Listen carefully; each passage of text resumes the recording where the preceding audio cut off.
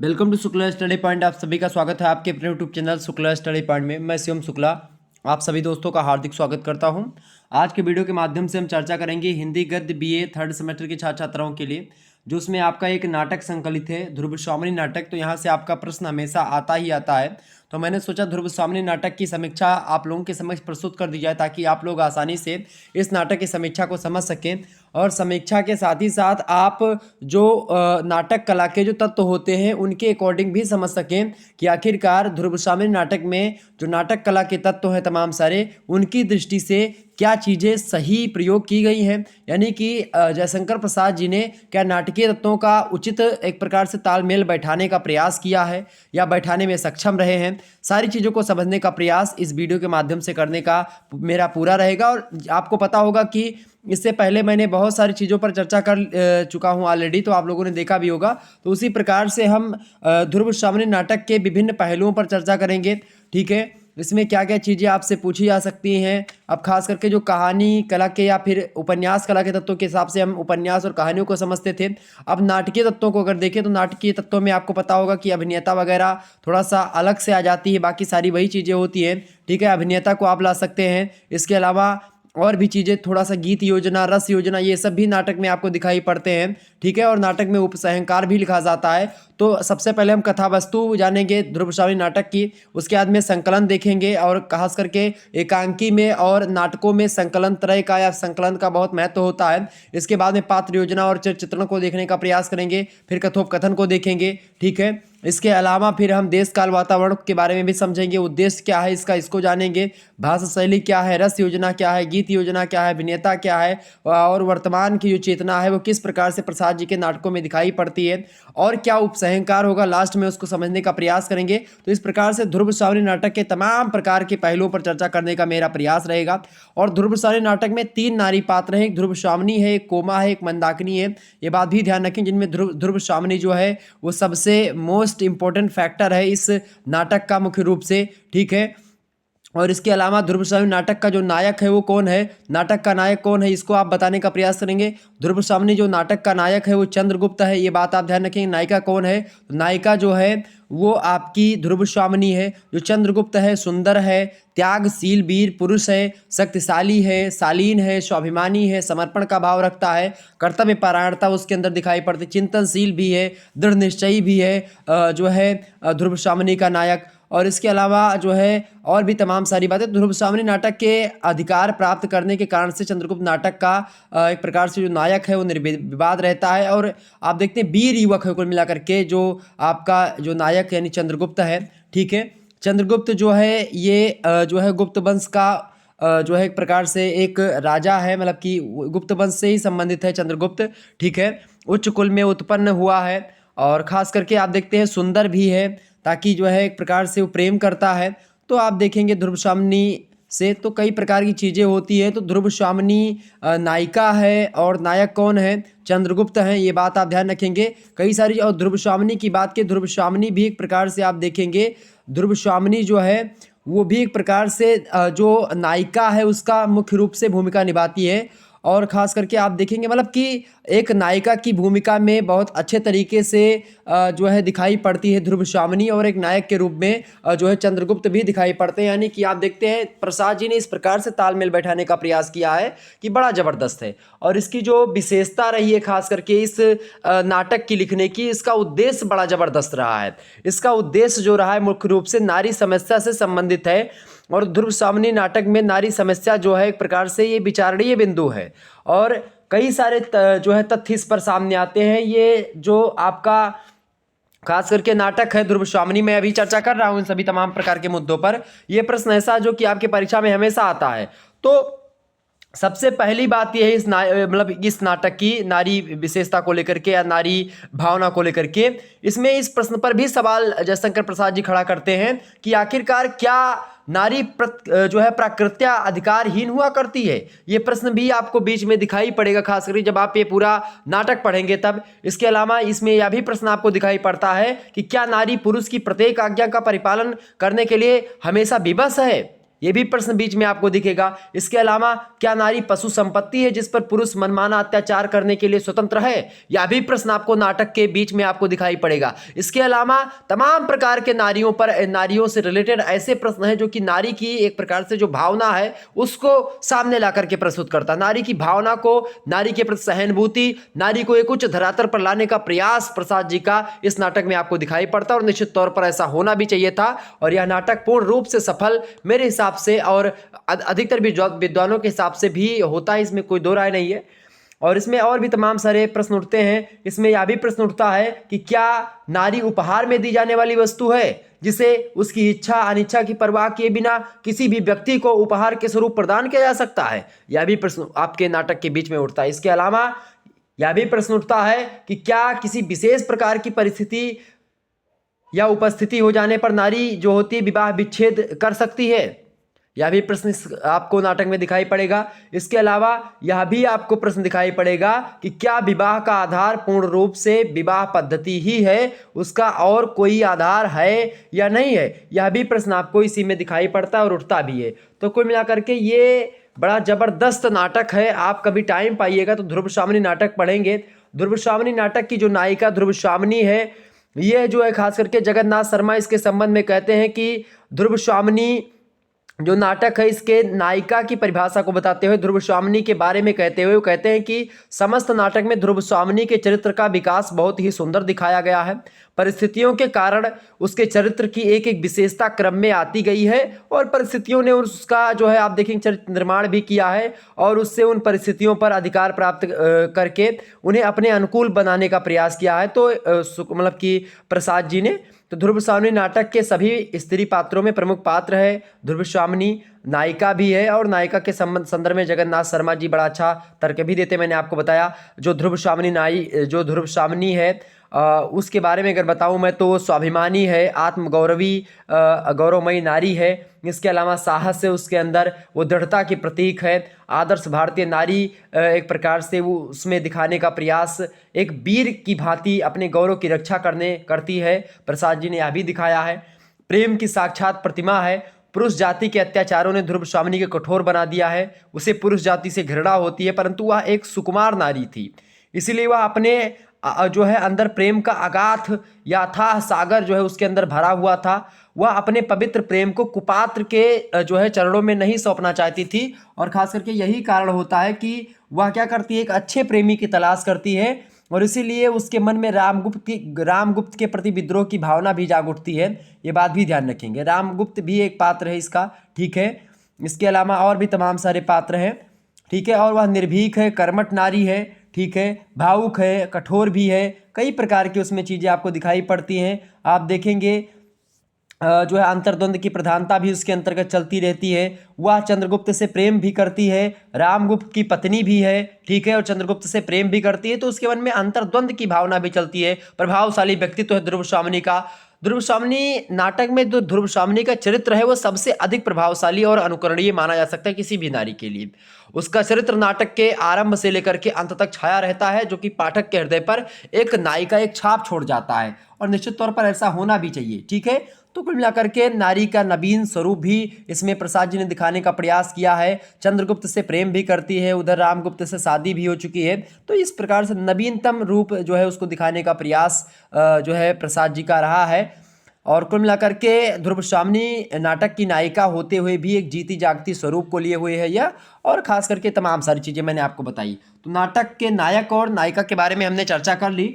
अब थोड़ा सा मैं प्रश्नों का आपको दिखाने का प्रयास कर रहा हूँ। आज के वीडियो का मेन मकसद, या आपसे कोई भी प्रश्न पूछता, अभी मैंने आपको जो है नाटक की आपसे पूछता प्रश्न कि ध्रुवशामिनी नाटक के आधार पर ध्रुवशामिनी की चारित्रिक विशेषताओं का आकलन कीजिए, तो आप इस प्रकार से बता सकते थे। आपसे पूछता कि ध्रुवशामिनी नाटक के आधार पर चंद्रगुप्त की चारित्रिक विशेषताएं बताइए, तो चंद्रगुप्त की मैंने आपको बता दिया था कि जो है चंद्रगुप्त जो है ये गुप्त वंश के सम्राट समुद्रगुप्त का छोटा पुत्र है, रामगुप्त का छोटा भाई है तथा ध्रुवशामिनी का परम अनुरागी है। चंद्रगुप्त ध्रुवशामिनी नाटक का नायक भी है। चूंकि चंद्रगुप्त में आप देखते हैं जो है शस्त्र वर्णित नायक के रूप में सभी गुण विद्यमान है और इसे नायक की श्रेणी में रखना उचित ही होगा, इसमें कोई दो राय नहीं है। क्योंकि इसके अंतर्गत आकर्षक व्यक्तित्व है, आदर्श प्रेमी भी है, कर्तव्यनिष्ठ भी है, विनय और शील की प्रतिमूर्ति है, विवेकशील है, गंभीर है, वीर है, साहसी है, मर्यादा का रक्षक है।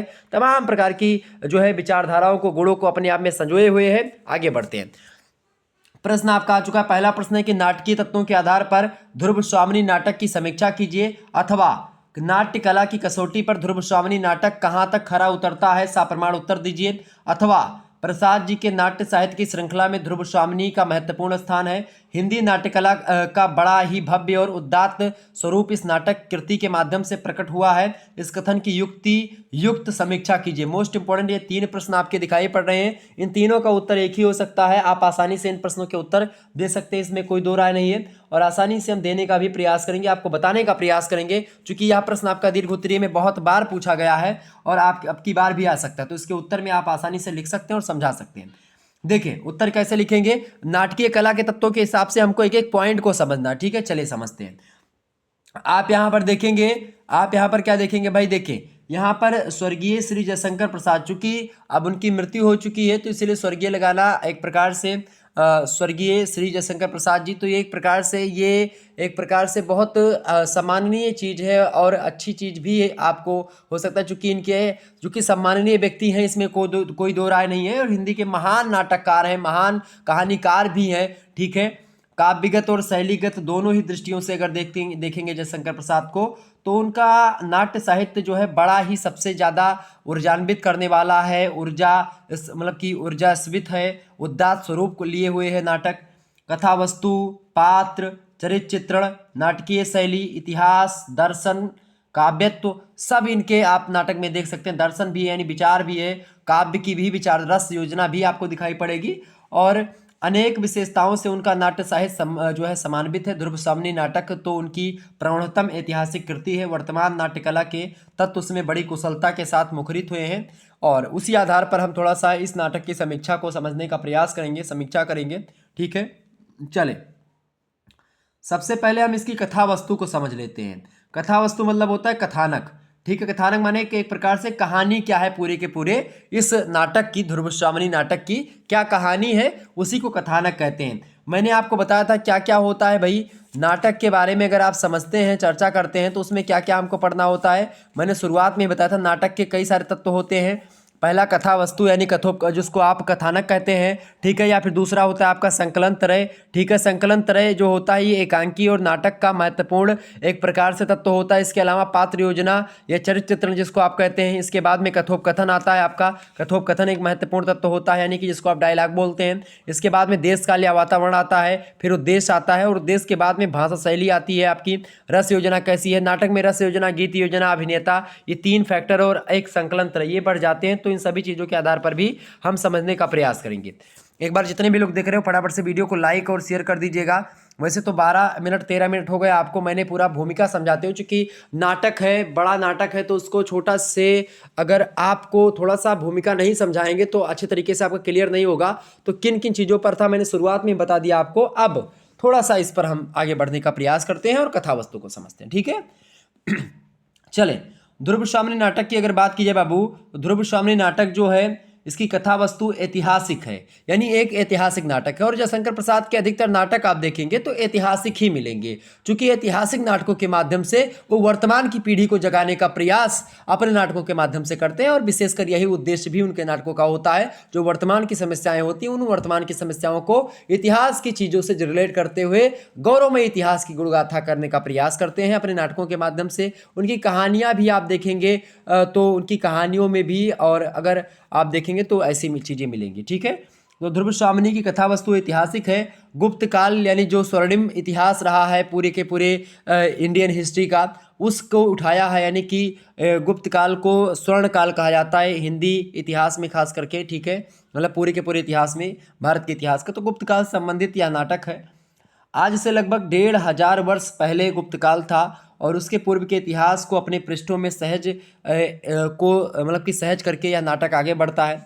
सम्राट समुद्रगुप्त जो है, समुद्रगुप्त ऐसे शासक हैं जो 100 से अधिक युद्ध लड़ते हैं लेकिन सारे के सारे युद्ध जीतते हैं। नेपोलियन से तुलना की जाती है लेकिन नेपोलियन से कहीं अधिक शक्तिशाली शासक हैं ये, क्योंकि नेपोलियन के युद्ध हारने का मेंशन भी आपको पता चलेगा। इतिहासकार बहुत सारे बताते हैं कि भाई नेपोलियन हारा भी था, लेकिन समुद्रगुप्त का आज तक कोई युद्ध नहीं, कोई इतिहासकार ने ऐसा नहीं कहा कि समुद्रगुप्त ने भी एक आध युद्ध हारा हो। एक भी युद्ध समुद्रगुप्त नहीं हारे हैं, जबकि नेपोलियन हारा था। तो ये तुलना एक प्रकार से नाजायज ही लोग करते हैं, लेकिन फिर भी चले समुद्रगुप्त से तुलना करनी चाहिए नेपोलियन की। नेपोलियन बड़ा है समुद्रगुप्त से, उससे ज़्यादा शक्तिशाली है, उससे ज़्यादा धैर्यवान है, उससे ज़्यादा वीर है, साहसी है।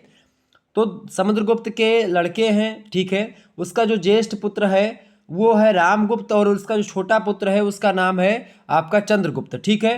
तो समुद्रगुप्त की मृत्यु हो जाती है और उनकी मृत्यु के बाद में उनका ज्येष्ठ पुत्र, ज्येष्ठ माने बड़ा पुत्र रामगुप्त जो है वो राज्य का उत्तराधिकारी होता है। और भारतीय अगर नियमों के हिसाब से देखेंगे तो ज्येष्ठ पुत्र ही राजा बनता था, ठीक है। तो उसी हिसाब से रामगुप्त जो है गद्दी पर बैठता है, पर वो मूर्खता है उसकी, मतलब कि मूर्ख होता है, शासन संभालने के लायक नहीं होता है और खास करके आप देखते कायर भी होता है यह।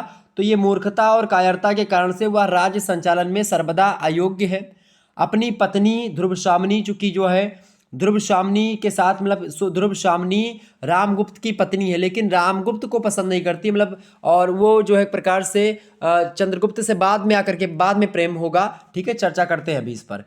तो कायरता के कारण से वह राज्य संचालन में सर्वदा अयोग्य है। अपनी पत्नी ध्रुवशामिनी के प्रति भी उसका व्यवहार जो है बड़ा असंतोषप्रद है, यानी अपनी पत्नी से भी उसका ज़्यादा जमता नहीं, बनता नहीं, चूंकि रामगुप्त ही वैसा है, ठीक है।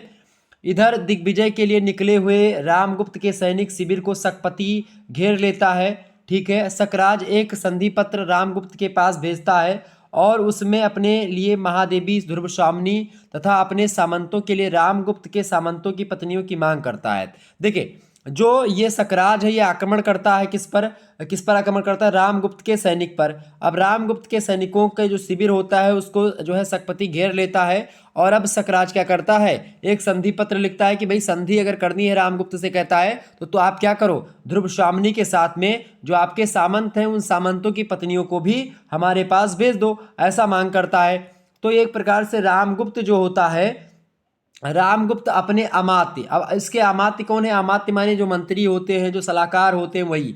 तो शिखर स्वामी भी एक प्रकार शिखर स्वामी पात्र है, शकराज पात्र है, रामगुप्त पात्र है, ठीक है, चंद्रगुप्त पात्र है, ये सब पात्र हैं, ठीक है। ध्रुवशामिनी, कोमा, ठीक है, मंदाकिनी, ये सब भी पात्र हैं। क्लियर? तो ये बात है। तो अमात्य जो है शिखर स्वामी, उसकी मंत्रणा लेता है ये जो है रामगुप्त, और मंत्रणा से इस प्रस्ताव को सहर्ष स्वीकार भी कर लेता है। ध्रुवशामिनी इसका तीव्र विरोध करती है। तो चूंकि ध्रुवशामिनी को और जो अन्य सामंतों की पत्नियां हैं उनको मांग रहा है शकराज।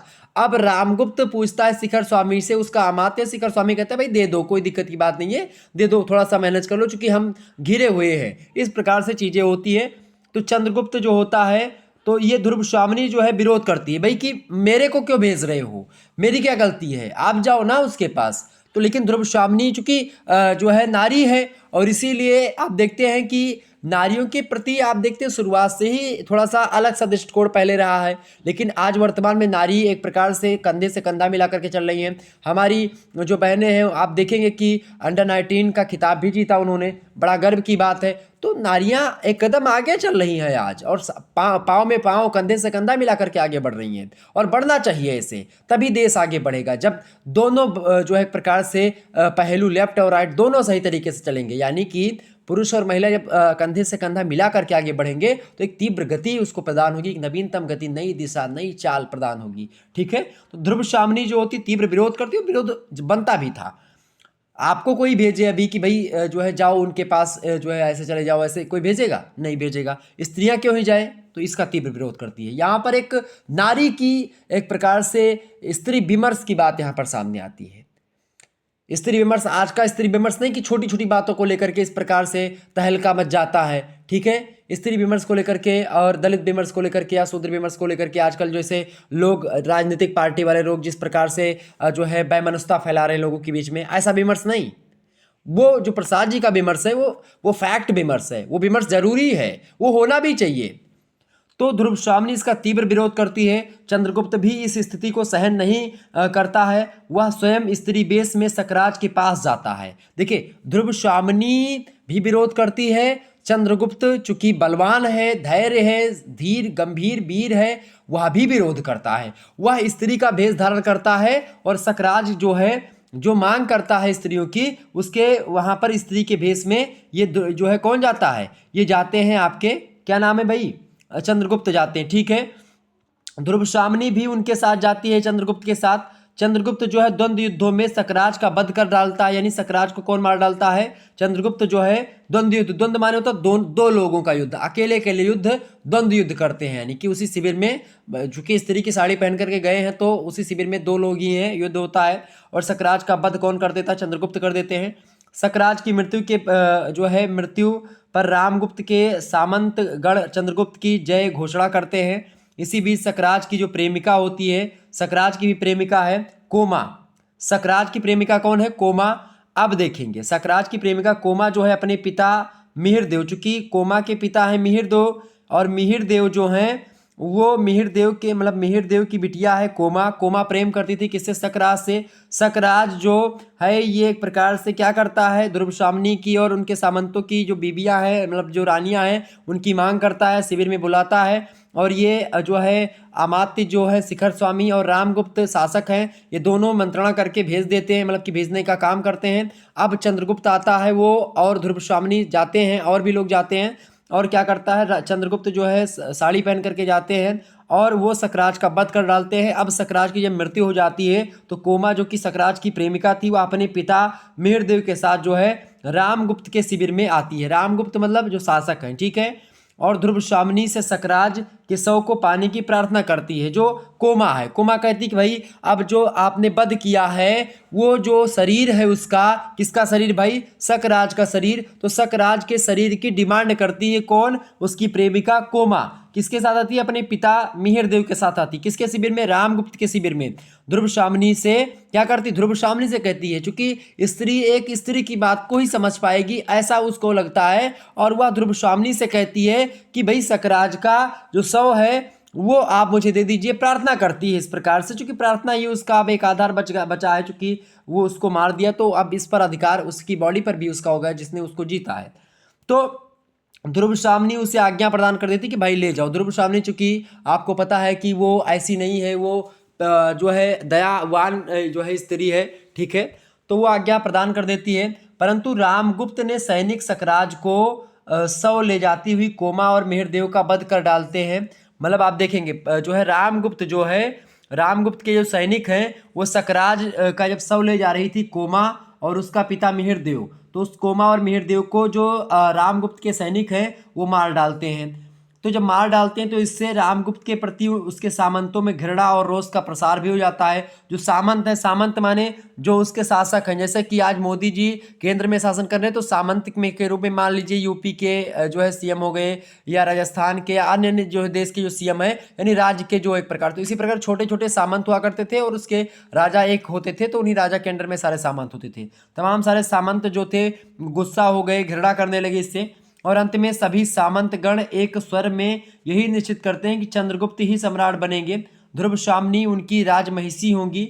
पुरोहित भी ध्रुवस्वामिनी द्वारा रामगुप्त का एकमात्र सहायक अमात्य शिखर स्वामी भी अवसर देकर के चंद्रगुप्त का पक्ष समर्थन करता है।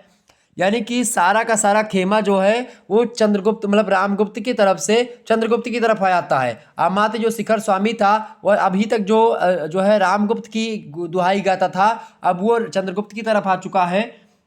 सारी परिस्थितियों को अपने प्रतिकूल देख करके जो रामगुप्त होता है, रामगुप्त अत्यंत विक्षिप्त हो उठता है और वह जो है कटार लेकर के चंद्रगुप्त के पीछे से वार करता चंद्रगुप्त पर, और तभी एक सामंत के वार से वह धराशायी हो जाता है। यानी कि एक सामंत होता है, वह जब देखता है कि चंद्रगुप्त पर रामगुप्त जो है हमला बोल दिया है, रामगुप्त अभी मार देगा चंद्रगुप्त को पीछे से, तब जो सामंत है वो पीछे से मतलब कि वह भी मार देता है रामगुप्त को, और एक प्रकार से रामगुप्त जो है गिर जाता है।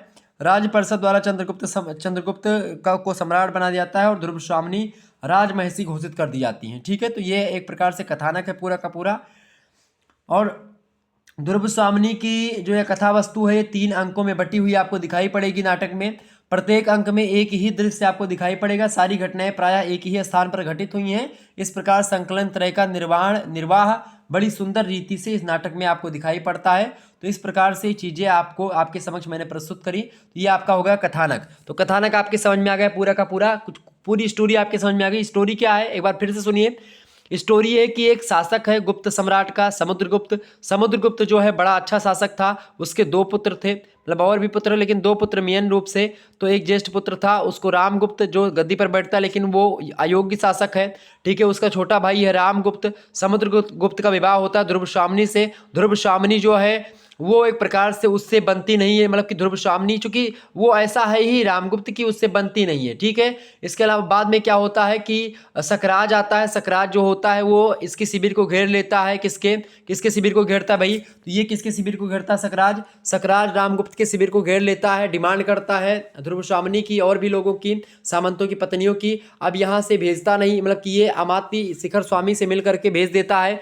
ठीक है, जब शिखर स्वामी से मिल करके भेज देता है, मतलब कि भेजने को तैयार होता है, ध्रुवशामिनी विरोध करती है, चंद्रगुप्त भी विरोध करता है। लेकिन बाद में क्या होता है, चंद्रगुप्त और ये सब जाते हैं साथ में, और चंद्रगुप्त जो है वो सकराज को मार डालता है। सकराज की जो चूंकि प्रेमिका है कोमा, कोमा जो है ध्रुवशामिनी से जो है रिक्वेस्ट करती है, और कोमा का पिता मेहरदेव भी आता है कि भाई मेरे को दे दीजिए, उसकी बॉडी दे दीजिए, 100 दे दीजिए। तो वो 100 लेकर के जब आती है तो राम गुप्त के जो सैनिक होते हैं उसकी आज्ञा पा करके इन दोनों का वध कर देते हैं, कोमा का और मेहरदेव का। और इस पर क्या होता है, सारे के सारे सामंत और सारे के सारे लोग विरोध कर लेते हैं, घृणा करने लगते हैं रामगुप्त से। अब लोगों की ये राय है कि भाई चंद्रगुप्त को गद्दी पर बैठाया जाए। तो इस प्रकार चंद्रगुप्त को गद्दी पर बैठाने की जब बात आती है, सारे के सारे खेमा इनकी तरफ आ जाता है। उसके बाद में क्या होता है, रामगुप्त जो होता है वो क्या करता है, पीछे से वार करने का प्रयास करता है चंद्रगुप्त पर। और ऐसी स्थिति में एक सामंत होता है जो कि पीछे, मतलब वो सामंत जो होता है वो जो है रामगुप्त को मार देता है। तो इस प्रकार से चंद्रगुप्त का राज्याभिषेक होता है, और राजमहिषी के रूप में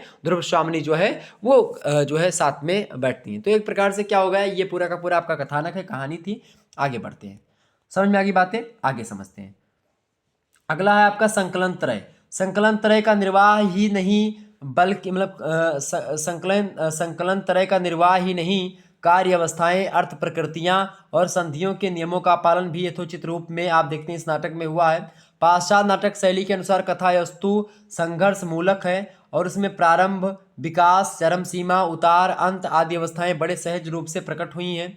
ठीक है, ध्रुवशामिनी नाटक की कथा वस्तु की सबसे बड़ी विशेषता तो यह है कि वह प्रसाद जी के अन्य ऐतिहासिक नाटकों जैसे चंद्रगुप्त नाटक है, अजातशत्रु है, स्कंदगुप्त है, उसकी भांति जटिल और उलझी हुई नहीं है। संक्षिप्त होने के कारण से कथा वस्तु की योजना बड़ी सुगठित है।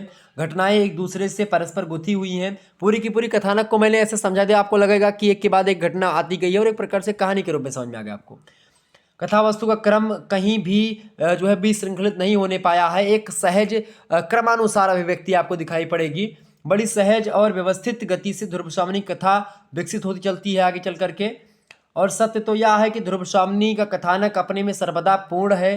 अंकों में कथा का विभाजन धारा प्रवाहिक रूप से हुआ है। सबसे बड़ी कुशलता नाटककार ने अंकों के प्रारंभिक और अंतिम दृश्य को उपस्थित करने में प्रदर्शित करी है। केवल आवश्यक, अनावश्यक और अप्रासंगिक बातों को उन्होंने अपने इस नाटक में स्थान नहीं दिया है। जो ऐसी बातें हैं जिनको नहीं होना चाहिए उसको नहीं देने का प्रयास किया है। तो प्रसाद जी की ये एक प्रकार से चातुर्य है, वाक्पटुता है।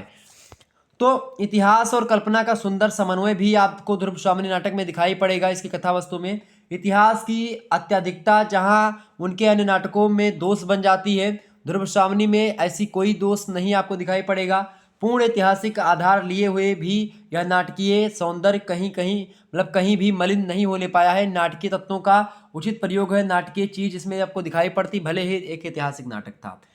अब तीसरी बात यहाँ पर पात्र योजना है। पात्र योजना और चरित्र चित्रण, ठीक है, बात एक ही है, इसको समझेंगे। तो प्रसाद में पात्रों को एक प्रकार से बात की जाए तो प्रसाद में पात्रों में प्राण जो है फूंक देने वाली प्रतिभा की सजीवता अद्वितीय है। यानी कि ये पात्रों को सजीव धरातल पर, यानी कि उनको सजीवता के साथ प्रस्तुत करते हैं। ऐसा उनमें उनके ऐसा कोई मेरे हिसाब से हिंदी साहित्य में नहीं करता होगा जितना ये करने का प्रयास करते हैं। प्रसाद जी के प्रौढ़ ऐतिहासिक नाटक जो है, प्रौढ़ यानी कि ये एक प्रकार से इनका मझा नाटक है, बहुत अच्छा नाटक है। ध्रुवशामिनी से यह बात और भी स्पष्ट है। कथानक की भांति नाटक के सभी पात्र ऐतिहासिक हैं। जो है प्रमुख पुरुष पात्रों में रामगुप्त है, चंद्रगुप्त है, सकराज है, शिखर स्वामी है। 4 मुख्य पात्र है। रामगुप्त जो है सम्राट है, उसका भाई चंद्रगुप्त है। सकराज जो है जो कि एक प्रकार से विरोधी है, रामगुप्त से युद्ध करने के लिए उसके शिविर को घेर लेता है। शिखर स्वामी रामगुप्त का अमात्य है। नारी पात्र केवल 3 ही हैं, ध्रुव स्वामिनी, कोमा और मंदाकिनी। समझ में आ गई बातें। तो एक प्रकार से ये है। और अपने इन पात्रों के चरित्र की अवधारणा नाटककार ने पूर्णतः ऐतिहासिक और सामाजिक अनुरूपता के आधार पर करी है। जिस काल में उनका चयन किया गया है, इसकी राजनीतिक, सामाजिक और सांस्कृतिक चेतना का प्रतिनिधित्व करने में वे पूर्ण सफल रहे हैं प्रसाद जी। पात्रों का आचरण, मनोभावनाएं, चित्तवृत्तियां, कार्य व्यापार, वेशभूषा, चाल ढाल, संवाद, उनके संबंध में अनेक पात्रों के कथन, अन्य पात्रों के संबंध में उनके अनेक कथन, मतलब अपने कथन, सभी कुछ ऐतिहासिक व्यक्तित्व और चरित्र चित्रण के अनुरूप हुए। यानी जैसा चाहिए वैसा सब कुछ परफेक्ट है इस नाटक में। ठीक है, ये बात है। क्लियर। पात्र योजना और चरित्र चित्रण की बात की जाए तो नाटककार की आदर्शवादिता की गहरी छाप उस पर दिखाई पड़ी है। अपने आदर्शवादी पात्रों की महत्ता के प्रतिपादन के लिए उन्होंने विरोधी पात्रों के चरित्र को अत्यधिक लालिमा से रंगा है। वास्तव में चरित्र चित्रण के क्षेत्र में प्रसाद जी का जीवन दर्शन वैज्ञानिक न होकर के शुद्ध उपयोगितावादी है। वे जीवन की असंगतियों और विभीषिकाओं का चित्रण करते हुए उस स्थान पर ले आते हैं उसको जहां मानव जीवन आदर्श रूप में स्थित होता है, यानी कि अच्छी चीज़ों को ज़्यादा फोकस करके दिखाने का प्रयास। पात्रों का चरित्र आंतरिक द्वंद्व के लिए हुए हैं, मतलब कि आंतरिक, मतलब पात्रों में आप देखते हैं आंतरिक द्वंद्व भी चलता रहता है। नाटक के सभी प्रमुख पात्रों के हृदय में द्वंद्व है। ध्रुव स्वामिनी, रामगुप्त, चंद्रगुप्त, कोमा, सभी आंतरिक संघर्ष सभी के मन में चलते रहते हैं। पात्रों के हृदय का यह अंतर्द्वंद बहिर्द्वंद को जन्म देता है और स्वयं भी नाटक की संघर्षपूर्ण परिस्थितियों से प्रभावित होता है। परिस्थितियों के इन घात प्रतिघातों के बीच में आप देखेंगे पात्रों के चरित्र का विकास होता रहता है और नाटक आगे बढ़ता है। साथ ही साथ नाटकीय गति में तीव्रता और आकर्षण का समावेश भी होता रहता है। इसमें संदेह नहीं कि ध्रुवशामिनी नाटक इस रूप में बहुत उच्च कलात्मक धरातल पर स्थित है। बिल्कुल स्थित है, इसमें कोई दो राय नहीं है। ध्रुवशामिनी नाटक में आप देखेंगे पुरुष पात्रों की अपेक्षा नारी पात्र कहीं अधिक प्रभावशाली आपको दिखाई पड़ेंगी। चाहे ध्रुवशामिनी की बात की जाए, चाहे कोमा की या अन्य जो है पात्रों की बात की, नारी पात्र ज़्यादा उभर करके सामने आए। नारी पात्रों के सामने पुरुष पात्र टिकने ही नहीं पाते हैं। ध्रुवशामिनी का चरित्र तो नाटक पर ऐसा छाया हुआ है कि उसने अन्य सभी पात्रों के व्यक्तित्व को निष्प्रभ बना दिया है। कोमा का चरित्र तो त्याग, उत्सर्ग और प्रणय और भावुकता का मूर्तिमान रूप है। लेकिन आप देखेंगे जो ध्रुवशामिनी है ये पूरे के पूरे नाटक में शुरुआत से लेकर के अंत तक इस प्रकार से छाई रहती है कि पाठक जो है वो ध्रुवशामिनी के बारे में सोचने के लिए मजबूर हो जाता है। यानी कि हीरो जो है एक प्रकार से कहानी का, वो हीरो एक प्रकार से यही है, ध्रुवशामिनी। इसीलिए इस नाटक का जो शीर्षक है ध्रुवशामिनी रखा गया। आगे समझते हैं अगला, कथोपकथन। कथोपकथन माने डायलॉग क्या क्या है। देखिए, नाटक में कथोपकथनों का प्रयोग पात्रों के चरित्र पर प्रकाश डालने के लिए, कथानक को गति देने के लिए, देश काल वातावरण के चित्रण के लिए प्रयोग करना परम आवश्यक होता है। पात्रों के आत्मचिंतन के लिए स्वागत कथनों का प्रयोग भी होता रहता है। तो ध्रुवशामिनी नाटक की बात की जाए तो कथोपकथनों के इन सभी रूपों का प्रयोग आपको यहाँ पर दिखाई पड़ता है। हाँ, नेपथ्य और जो है आकाश भाषित कथोपकथनों का प्रयोग अवश्य नहीं हुआ इसमें। आधुनिक नाट्य शैली इनकी आवश्यकता भी अनुभव नहीं करती है। इसके अलावा ध्रुवशामिनी के कथोपकथनों की सबसे बड़ी विशेषता जो रही है यही है कि वे पात्र, देश काल, परिस्थिति, भाव और रुचि, इन सभी के अनुकूल जो बातें हैं वो कथोपकथन है, संवाद शैली है वो पात्रों के अनुकूल आई है, देश काल के अनुकूल आई है। संवाद शैली जो है वो एकदम से परफेक्ट आई है। ठीक है, नाटक का प्रत्येक पात्र अपने पद के हिसाब से बोलता है, अपनी योग्यता के अकॉर्डिंग बताता है, अपनी सामाजिक और राजनीतिक स्थिति के अनुरूप ही बातचीत करता है। रस संचार करने की तो इन कथोपकथनों में अद्भुत शक्ति है। जिन भावों की वे अभिव्यक्ति करते हैं वे सहज ही हमारे हृदय में बैठ जाते हैं। उनकी व्यंग्यपूर्ण बातों से हम फड़क उठते हैं, रोज भरी बातों से हमारा हृदय जल उठता है, वीरतापूर्ण बातों से रोमांच उठता है हमारे जीवन में, हमारे जहन में। तो ये तमाम प्रकार की चीज़ों का होना परम आवश्यक है। जब वे व्यंग्यपूर्ण बातें करते तो हम फड़क जाते हैं एकदम से, थोड़ा सा हमको भी थोड़ा दूसरी तरीके से थोड़ा सा जो है अचंभित महसूस होता है, थोड़ा सा दूसरी तरीके से, थोड़ा सा एक प्रकार से सस्पेंस टाइप का। रोज़ भरी बातों में हमारा हृदय जल उठता है एक प्रकार से।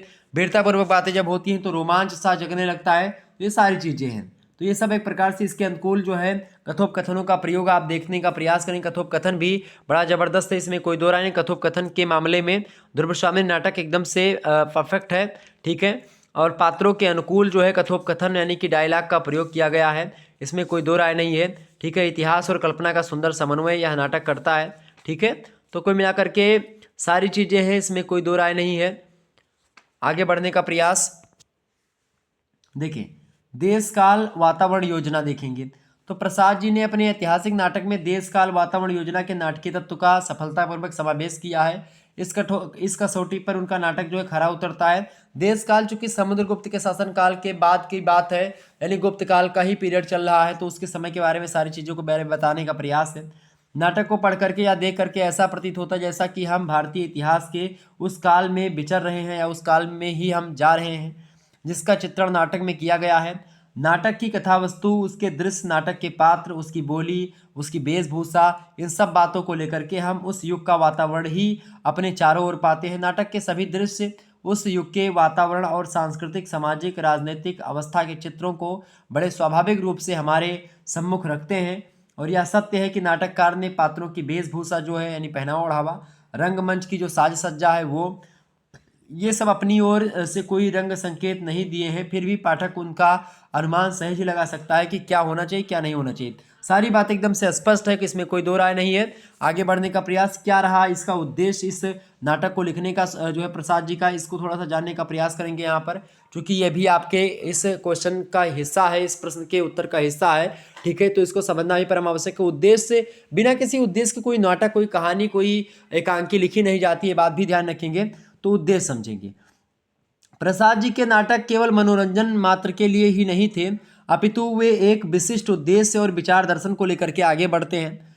यह उद्देश्य है भारत की सांस्कृतिक चेतना का पुनरुत्थान। और हिंदी में खास करके जो छायावाद रहा है वो सांस्कृतिक भारत की सांस्कृतिक चेतना का पुनरुत्थानवाद रहा है। द्विवेदी युग में भी यही काम हुआ है, उसको और एक प्रकार से गति मिलती है छायावाद में आकर के। और छायावाद में जयशंकर प्रसाद को देखेंगे आप, या और भी जो कवि आए, मतलब कि जो लेखक आए, उनमें भी आपको दिखाई पड़ेगा। ध्रुवस्वामिनी नाटक में भी उन्होंने भारतीय सामाजिक जीवन की सबसे प्रमुख समस्या जो है विवाह, उसको स्पर्श किया है। नाटककार की दृष्टि में स्त्री और पुरुष का परस्पर विश्वास पूर्वक अधिकार, रक्षा और सहयोग ही तो विवाह कहा जाता है, ऐसा इन्होंने बताया जयशंकर प्रसाद जी ने। विवाह का यह रूप ही नारी और पुरुष के सामाजिक जीवन के लिए मंगलकारी है। यदि वैवाहिक संबंध के पश्चात नारी और पुरुष के पारस्परिक संबंध मधुर नहीं रहते हैं, अगर जो है पारस्परिक संबंध जो है मधुर नहीं रहते हैं, तो यह बात व्यक्ति और समाज दोनों के लिए ही अनिष्टकारी है। और ऐसी स्थिति में जबकि पुरुष नारी जाति के अधिकारों का हनन करता है, उस पर अत्याचार करता है, धर्म शास्त्र नारी को क्या संरक्षण प्रदान करता है, यह भी प्रश्न इसमें दिखाई पड़ता है। पुरुष के शोषण से नारी जाति की मुक्ति के लिए क्या व्यवस्था प्रदान करता है, आदि तमाम प्रकार की समस्याओं को नाटककार ने अपने नाटक में उठाने का प्रयास किया है। और अंत में उन सभी का हल भी प्रस्तुत करा है उपसंहार में। यह सत्य है कि विवाह के रूप में नारी और पुरुष का जो बंधन है वह केवल सामाजिक बंधन ही नहीं है, यह धार्मिक बंधन भी है। वह अत्यंत दृढ़ होता है, यह बंधन वह मात्र नारी और पुरुष के द्वेष भाव से नहीं टूट सकता है, परंतु यदि पति जो है अपने गौरव से नष्ट है, अपने आचरण से एक प्रकार से पतित है, क्लीव है, जो पत्नी जो है अपनी पत्नी की रक्षा नहीं कर सकता है, ऐसा पति, ऐसी स्थिति में पति का अपनी स्त्री पर कोई अधिकार नहीं रह जाता है। जब वह अपनी पत्नी को नहीं बचा सकता है, अपनी पत्नी के बारे में नहीं सोच सकता है, अपनी पत्नी के लिए कुछ नहीं कर सकता है, तो फिर वो एक प्रकार से अपने पतित्व के अधिकार को खो देता है। और यही इसमें दिखाने का प्रयास है। ध्रुवस्वामिनी और रामगुप्त के बीच में यही तालमेल नहीं बैठ पा रहा है, यानी एक पति और पत्नी के बीच का जो सामंजस्य है, जो तालमेल है, जो समन्वय है, वो स्थापित नहीं है दोनों में। और कमी किसके अलग है? रामगुप्त के अलग है, क्योंकि रामगुप्त ही ऐसा एक प्रकार से वो एक प्रकार से पात्र है जो एक प्रकार से जो ध्रुवस्वामिनी को चाहिए वो एक प्रकार से वो नहीं कर पाता है। और कोई ध्रुवस्वामिनी को कोई एक प्रकार से जो है कोई तारा और कोई चांद नहीं चाहिए, उसको चाहिए बस एक अच्छा पति, अच्छे पति की क्वालिटी चाहिए, लेकिन वो भी उसके अंतर्गत नहीं है। ना एक राजा के हैसियत से खरा उतरता, ना एक पति के हैसियत से वो खरा उतर पाता है। तो ऐसी स्थिति में पति का अपनी स्त्री पर या पत्नी पर कोई अधिकार नहीं रहता है। स्त्री चाहे तो मतलब अपने ऐसे पति को त्याग करके दूसरे पुरुष से पुनर्विवाह कर सकती है। धर्मशास्त्र उसे निसंकोच रूप से पति से मोक्ष यानी कि तलाक की व्यवस्था प्रदान करता है। ये हिंदू धर्म में भी इस बात को बताया गया है कि अगर ऐसी स्थिति आती तो एक प्रकार से विवाह विच्छेद की समय मतलब हो सकता है। ध्रुवशामिनी नाटक की यही मूल संवेदना है। सारी कथा वस्तु समस्त पात्र इसी एक नारी जीवन समस्या से गुथे हुए हैं। ध्रुवशामिनी नाटक वस्तुतः नारी पर पुरुष जाति के अत्याचार उससे मुक्ति की कहानी को दिखाने का प्रयास करती है और इस रूप में ध्रुवशामिनी की रचना निश्चय ही एक महत्व उद्देश्य को लेकर के हुई है। उद्देश्य की दृष्टि से इसकी भावभूमि बड़ी सशक्त है, दृढ़ है और इससे हमारे वर्तमान सामाजिक जीवन को निखारने और संवारने का बड़ा तेजस्वी और स्वर अच्छा तरीके से मुखरित तेजस्वी स्वर मुखरित करने का प्रयास जयशंकर प्रसाद का नाटक ध्रुवशामिनी करता है और इसी आधार पर ध्रुवशामिनी की ही समस्या आपको इस पूरे नाटक में दिखाई पड़ेगी और उसी की पूर्ति के लिए तमाम प्रकार के पात्र जो है आते रहते हैं और इस प्रकार से नाटक 3 अंकों में संपन्न होता है। क्लियर। अब इसकी भाषा और शैली को थोड़ा सा समझने का प्रयास करते हैं कि आखिरकार इसकी भाषा क्या है और शैली क्या है। ठीक है, समझे भाई। भाषा और शैली। ध्रुवशामिनी नाटक की भाषा अपने युग के पूर्णतः अनुरूप है। युग अनुकूल नाटक में जिन भावों और विचारों की अभिव्यंजना हुई है, जिस महत उद्देश्य को प्रकट किया गया है, उसके लिए बोलचाल को आम कहम बाजारू भाषा में वैसे आम कहा जाए मतलब वैसे कहा जाए तो बाजारू भाषा किसी भी दृष्टि से उचित नहीं थी। यदि ऐसा किया जाता तो नाटक की सारी गौरव गरिमा लुप्त हो जाती। फिर नाटक ना तो अपने युग के अनुकूल रह पाता, न नाटक का विचार दर्शन महत्वशाली और प्रभावपूर्ण बन पाता। तो नाटक में इसीलिए प्रसाद जी ने क्या किया है कि ध्रुवशामिनी में संस्कृतनिष्ठ तत्सम शब्दावली का पूर्ण प्रयोग किया है और चाहिए भी ऐसा, चूंकि पात्रानुकूल भाषा का जब हम बात करते हैं, चूंकि बात हो रही गुप्त काल की तो गुप्त काल में कैसी भाषा थी, संस्कृतनिष्ठ भाषा का प्रयोग बिल्कुल जाहिर सी बात है, संस्कृत भाषा थी और भी भाषा थी मतलब कि तो संस्कृत भाषा आपको पता होगा, संस्कृत भाषा भी उस समय मतलब कि अपनी मुख्य भाषा में थी। तो वो एक प्रकार से संस्कृतनिष्ठ तत्सम शब्दावली का प्रयोग किया जो है प्रसाद जी ने, वो बड़ा ज़बरदस्त है। फिर भी उनके अन्य नाटकों की अपेक्षा वह कहीं अधिक व्यवहारिक भाषा का प्रयोग यहाँ पर करने का प्रयास करते हैं। आमतौर इन पर दोष भी लगाया जाता है कि संस्कृतनिष्ठ भाषा का ज़्यादा प्रयोग करते हैं, कठिन शब्दावलियों का प्रयोग करते हैं, लेकिन फिर भी यह नाटक उस दृष्टि से थोड़ा सा अछूता भी रहा है, लेकिन भाषा का एक प्रकार से बढ़िया प्रयोग यहाँ पर दिखाई पड़ता है। और आप यहाँ पर और भी चीज़ों को देखने का प्रयास यहाँ पर कर सकते, थोड़ा सा देखें। यहाँ पर आप क्या देख सकते हैं भाई, देखेंगे यह भाषा शैली मुख्यतः काव्यत्व प्रधान है। इसमें काव्य के जो तत्व हैं वो विद्यमान है इन भाषा में और इसके अलावा उसमें संगीत की उन्मादकारी तल्लीनता और मस्ती भी दिखाई पड़ती भाषा में। शैली के अलंकरण, संस्कृति गर्भित रूप और इसके अलावा मधुबेष्टन से उसे बड़ा भव्य और समृद्ध रूप प्रदान किया गया है। रस संचार की शैली में अपूर्व क्षमता है। छोटे छोटे भावखंडों को सजा करके उसमें कला का अनियंतम रूप जो है रस भर देना इस शैली की मुख्य वृत्ति है। संगीत और काव्य के समस्त तत्वों को समेट करके अपने मतलब उसने अपना निजी रूप गढ़ा है। समग्र रूप से वह बहुत ऊंचे कलात्मक धरातल पर स्थित है। उसमें अधिक उतार चढ़ाव विविधता नहीं है, एक रास्ता दिखाई पड़ती है। उसकी गति बड़ी धीर है, गंभीर है, उसका रूप बहुत मोहक है, उसका हृदय बड़ा भावुक है, उसकी आत्मा बड़ी सचेतन है। यानी इस प्रकार से जो भाषा है, शैली है, वो पात्र अनुकूल भाषा है, पात्र अनुकूल शैली है, इसमें कोई दो राय नहीं है। बहुत ज़बरदस्त तरीके से यहाँ पर एक प्रकार से भाषा का और शैली का पात्र के हिसाब से, देश काल के हिसाब से, वातावरण के हिसाब से प्रयोग करने का प्रयास प्रसाद जी करते हैं और बहुत ही अच्छे तरीके से उसको एक प्रकार से एक अच्छी गति प्रदान करते हैं। तो इसमें पात्र अनुकूल हर चीज़ों का प्रयोग किया गया, संगीत है, काव्यात्मक शैली का प्रयोग है और भाषा में आप देखते संगीतात्मकता काव्यात्मकता भी दिखाई पड़ती है। तो कुल मिलाकर के बड़े ज़बरदस्त तरीके से समायोजन करने का प्रयास प्रसाद जी करते हैं। आगे रस योजना देखते हैं थोड़ा सा। रस योजना की दृष्टि से ध्रुवशामिनी बड़ी सफल रचना है। वीर और श्रृंगार रस की बड़ी ही सफल अभिव्यक्ति आप इस नाटक में देख सकते हैं और साथ ही साथ हास्य रस के मनोरंजनात्मक जो प्रसंग हैं वो भी आपको दिखाई पड़ेंगे। नाटक को बड़ा मनोरम बनाते हैं, आकर्षक बनाते हैं। ये जो रस हास्य रस की जो प्रसंग आते हैं वो पाठक के मन में एक प्रकार से अच्छे तरीके से रम जाते हैं और पाठक को आनंदित करते हैं, अच्छा दिखाने का प्रयास करते हैं, नाटक को अच्छे लगते हैं, आकर्षक लगते हैं, इफ़ेक्टिव लगते हैं। ठीक है, तो ये रस योजना भी इसकी बड़ी ज़बरदस्त है। गीत योजना की अगर बात की जाए नाटक में, तो प्रसाद जी पहले कवि हैं, बाद में नाटक हैं, ये बात भी ध्यान रखेंगे। चूंकि कामायनी जैसा महाकाव्य लिखने का जिसके अंदर जो है सामर्थ्य है, वह जब नाटक लिखेगा तो आपको पता होगा काव्य शैली का प्रयोग तो होगा ही होगा, इसमें कोई दो राय नहीं है। तो पहले ये कवि हैं, बाद में नाटककार हैं। उनके नाटकों में भावपूर्ण गीत भी इस बात के स्पष्ट प्रतीक हैं कि ये गीत ही उनके नाटकों की सबसे बड़ी भाव संपदा है। मतलब आप देखेंगे कि जो गीत का प्रयोग इन्होंने किया है वह भी बड़े अच्छे तरीके से करने का प्रयास किया है। मानवीय हृदय के अमूर्त भाव सौंदर्य से अनुप्राणित, संगीत और मधुर कल्पना से झंकृत, श्रुति मधुर शब्द योजना तथा सुकोमल पदावली से सरस गीतों की सृजना अपने नाटकों में कर उन्होंने हिंदी गीत काव्य को नया रूप प्रदान किया है। ध्रुवस्वामिनी में भी आप देखते हैं तो गीतों की बड़ी भावपूर्ण भावना इन्होंने करी है। यद्यपि गीतों की संख्या अधिक नहीं है, कुल 4 गीतों का प्रयोग ध्रुवस्वामिनी नाटक में हुआ है, और पर जो भी गीत इन्होंने उस वहाँ पर दिया है वो प्रसंग और भाव के अनुकूल है। ऐसा नहीं जबरदस्ती गीतों को इसमें ठूसने का प्रयास किया गया है, ना ना ना ना। वो जब जरूरी होगा तब एक प्रकार से गाना, ऐसा नहीं कि बॉलीवुड पिक्चर की तरह तरीके से कि गाना कब आना है, तुरंत एक बार हुआ, थोड़ा सा बात हुई, गाना आ गया, फिर गाना आ गया। तो ऐसे नहीं गानों की झड़ी लग जाएगी, ना ना ना। गानों का तालमेल के साथ, सामंजस्य के साथ, ऐसा नहीं कि वो ज़्यादा लगने लगे।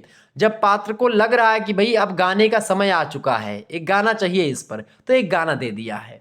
ये एक प्रकार से एक सहज कवि की और एक प्रकार से मझे लेखक की पहचान होती है, और जो कि जयशंकर प्रसाद जी के इस प्रौढ़ नाटक ध्रुवस्वामिनी में दिखाई पड़ता है। ठीक है, तो अब थोड़ा सा अभिनेता को देख लेते हैं। अभिनेता नाटक का एक प्रकार से बहुत ही महत्वपूर्ण तत्व होता है नाटकीय कला के हिसाब से। देखा जाए अभिनेता का, देखते हैं अभिनेता के बारे में।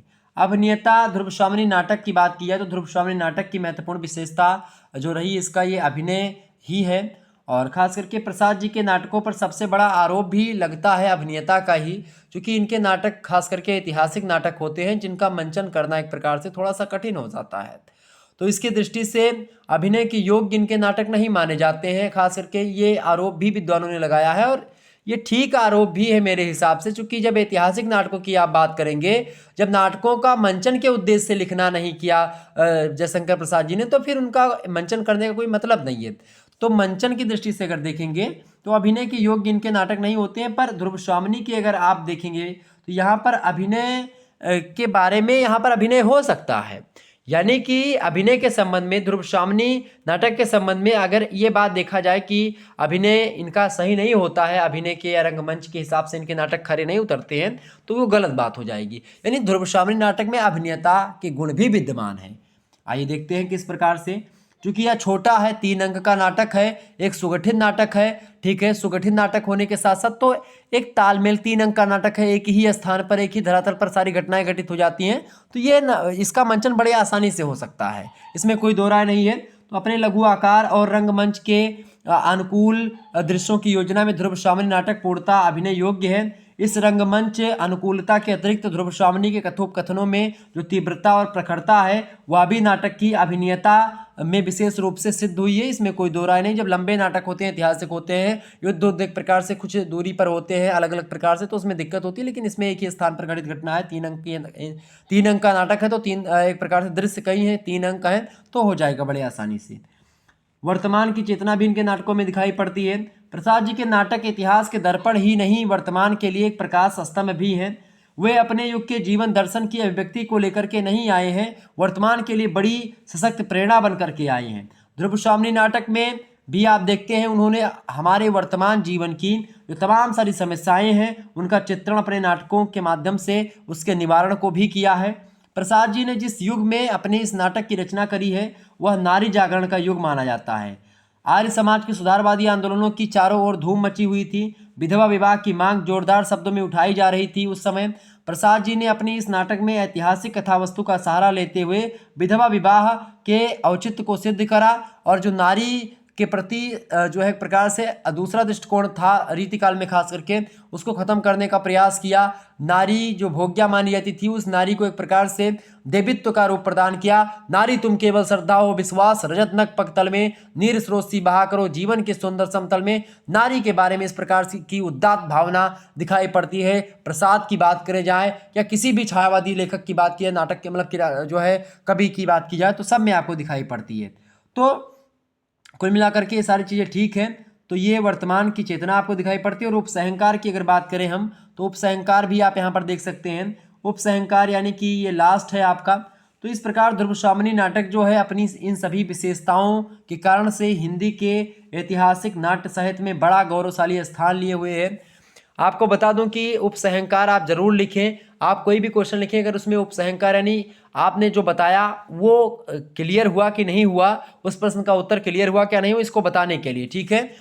तो ये बताएं कथा वस्तु के हिसाब से, चरित्र चित्रण के हिसाब से, कथोपकथन, भाषा शैली, इन सभी के हिसाब से, देश काल वातावरण, उद्देश्य, रस योजना, गीत योजना, अभिनेता आदि नाट्य कला के जितने भी तत्व हैं, उन सब का निर्वाह बड़ी सफलता से या सफल रीति से इस नाटक में प्रयोग हुआ है, ध्रुवशामिनी नाटक में। साथ ही साथ जिस भावभूमि पर नाटक की प्रतिष्ठित है वह बड़ी सशक्त और प्राणवान है।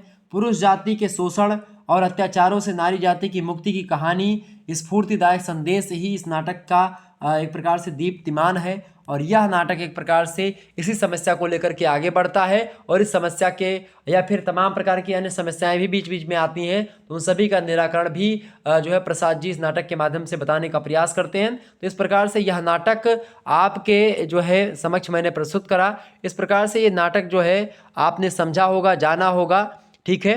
चंद्रगुप्त और ध्रुवशामिनी का विवाह बाद में हो जाता है, ये बात ध्यान रखेंगे। आप सभी लोग सोच रहे थे कि भाई जब रामगुप्त की मृत्यु हो जाती है तो आपने यही बता दिया कि भाई वो राजमहिषी बन जाती हैं ध्रुवशामिनी, लेकिन आपने प्रेम तो कर रहे थे दोनों लोग, लेकिन विवाह नहीं हुआ। तो विवाह हो गया था, ठीक है, चंद्रगुप्त और ध्रुवशामिनी का विवाह हो गया था, ये बात आप ध्यान रखेंगे। क्लियर। धर्माधिकारी की व्यवस्था के अनुसार कहा गया, धर्माधिकारी ने बताया कि जो है चंद्रगुप्त और ध्रुवशामिनी का विवाह हो जाता है, दोनों के जय जयकार होने लगते हैं, और इसी के साथ नाटक जो होता है वो समाप्त हो जाता है।